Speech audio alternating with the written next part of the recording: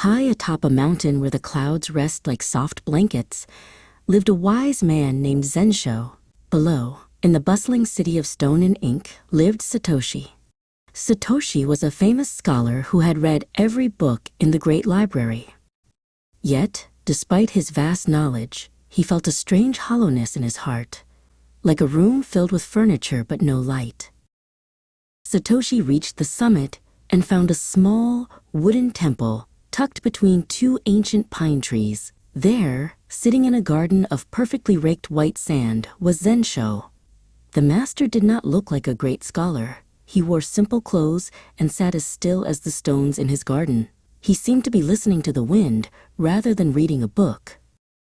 "Master Zensho," Satoshi said, bowing deeply but with a hint of pride. "I have come to learn your wisdom. I have mastered the arts of logic, mathematics, and philosophy. I wish to add your Zen teachings to my collection of knowledge." Zensho opened his eyes and invited the scholar to sit. Zensho did not speak of books or stars. Instead, he began the quiet ritual of making tea. He heated the water over a small charcoal fire and prepared a beautiful ceramic teapot.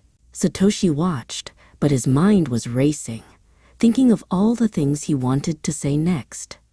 He felt very clever, and he wanted Zensho to be impressed by how much he already knew. Zensho placed a small, empty cup in front of Satoshi. Without a word, he lifted the teapot and began to pour. The dark, fragrant tea flowed in a thin, steady stream.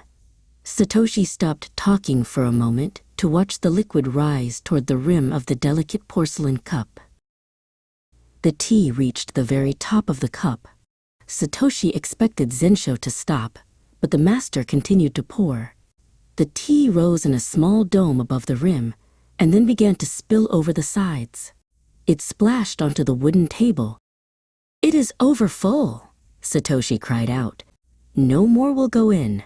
Why do you keep pouring when there is no more room?" Zensho finally stopped.